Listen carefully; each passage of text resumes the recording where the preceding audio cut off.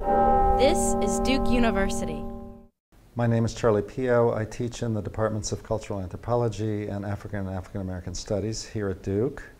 I've been working as a researcher in West Africa, in Togo, Francophone West Africa, since the mid-1980s. I've written 2 books mostly about a rural area, villages in the north of the country where I've lived and followed various research projects. But the current project is quite different. It's located in the capital city of Lomé, and it is focused on the desires of Togolese to leave their country. They've been in a prolonged economic and political crisis since the mid-1990s. And many of them try to leave. In fact, it wouldn't be exaggerating too much to say that everyone in the country would leave tomorrow for Europe or the US if they could get visas. One of the ways in which they try to go is through the US diversity visa lottery.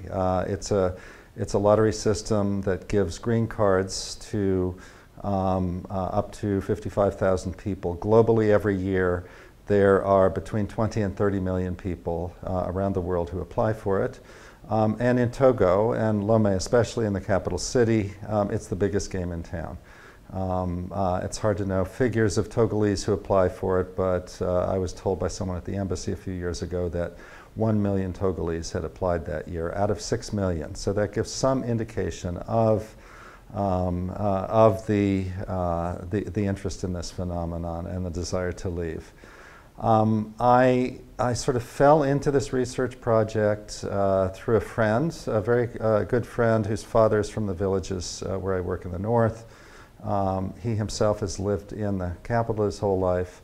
And he initially came into the visa lottery by signing up friends of his, especially female friends, hoping that one of them would be selected.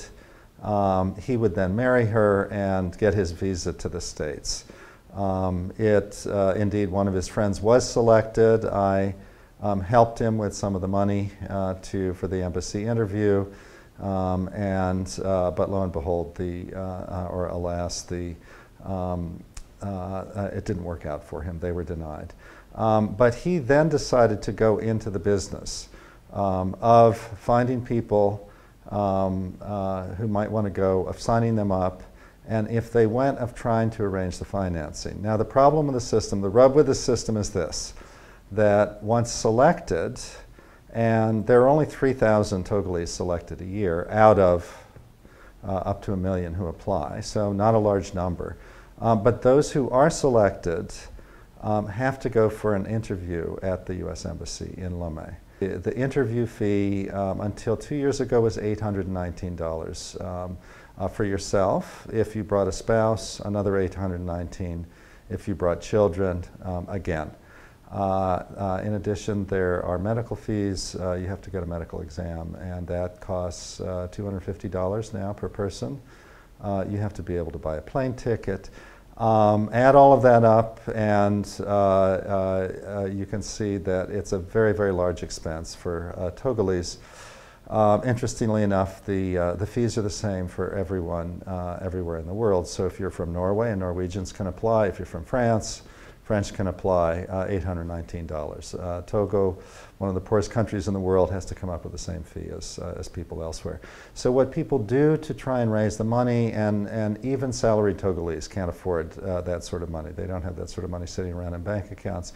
What they do is often arrange a marriage with someone who does have money, or with someone in the States already, perhaps, who wants to bring over a sister, even a wife or spouse, and who's willing to bankroll the fee of the embassy interview ×2 in this case, the medical exam ×2, 2 plane tickets, and the service fee of my friend who works on the street, who arranges the financing, who signs people up, and so on. So my friend helps people arrange their fees. In Lomé they call him a traiteur.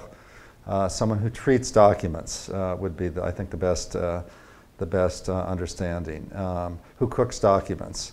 At the embassy, they call him a fixer. In Ghana, they call him a connection man. I call him a broker, a visa broker.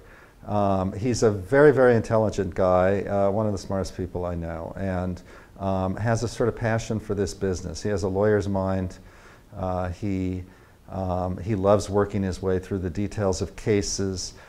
He coaches his clients and client spouses for the embassy interview. And of course, you have to understand that the embassy knows that all of this, this gaming, let's call it gaming, is going on the street, that, that people are arranging marriages, that they're trying to get by on the consul and go over to the States. And of course, we middle-class Americans don't like the idea of fake marriage or fake love, not real love and relationship. So at the embassy interview, they're trying to decide, they're trying to divine whether this couple is married or not. And they do so through a standard set of questions. When did you meet? Where did you go on your honeymoon? What side of the bed do you sleep on? What's the color of the draperies in your room? Do you have the keys to your apartment? Mid-interview, they could ask that. Let's go. And so my friend and people on the street know that these questions are coming. They prepare for these questions. They may even live together in an apartment for a month or two before the embassy interview. They hang honeymoon photos on the walls and so on. It's a game on both sides. And the couple before the consul tries to pass.